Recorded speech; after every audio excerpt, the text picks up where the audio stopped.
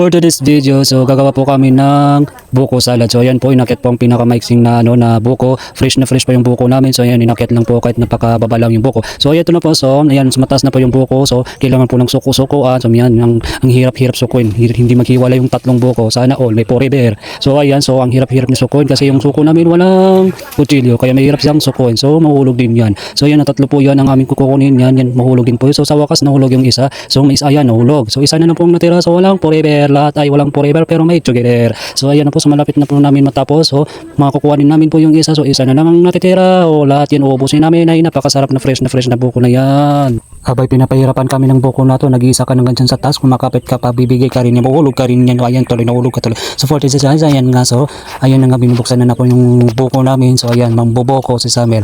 Yan ang mambubuko sa amin. So binubuksan na niya. Katapyang upak yan dun. Piyang upak yan dun. So kuwanto na niya. Agit, so katatan ang gatalsikan ako po. So ayan, mamubuko pero nananalsik.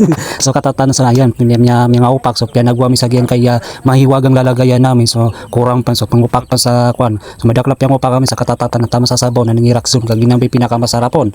So giyan kaya na ganyan yung nga upak na so panudan ng mga taguyan na nangiraksun din. Katakatan piyang upak din nakatapan. Gina pianari dutong din sa tama sa kwan na pianari dutong din. Fresh na buko na dadna kwan arte-arte ginanan. Tama sa mapanusol na lalagyan na namin naginan. Tago namin saan. Na pangupak kami pansan. Kurang panan kay mga busaw kami masan kuwan agit pamiliin. Kailangan mo pang paghirapan, kailangan mo pang mapagod, kailangan mo pang magpawis bago mo matikman ang sarap din ng buko. So ayan na nga, so pinagano na ginamitan na ng kutsara para matanggal yung buko. So ayan, nilalagay namin dyan sa lagayan namin. So katataso lang na mga agit na katatampyang pa kami para isa-isa na lang ilagay dyan sa yan kaya tagwan namin sa buko salad. Tapos pagkatapos niya lalagyan na namin ng gatas. So ayan, so kulang pa, so nagbukas pa ng isa pang buko para malapit na mapuno ang aming lalagayan. So kurang pa, so kuha namin, so buko kami, so katatam yung upakpan sa isa para mapano. So mapasada na natagwan namin sa gatas. Katagwan namin sa gatas na mapakay kami din na kuman. So katatan, so tama sa sabaw na nirgiraksun kaginambi yung pinakamasarapon. So a few moments later.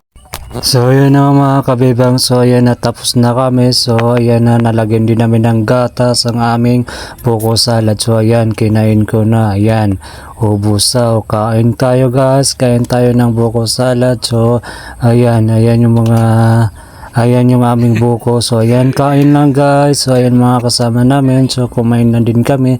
So ayan, kumain kami with buko salad. So ayan na, nagsalo-salo kami para kumain ng buko. So tara guys. So kain na po. Goodbye.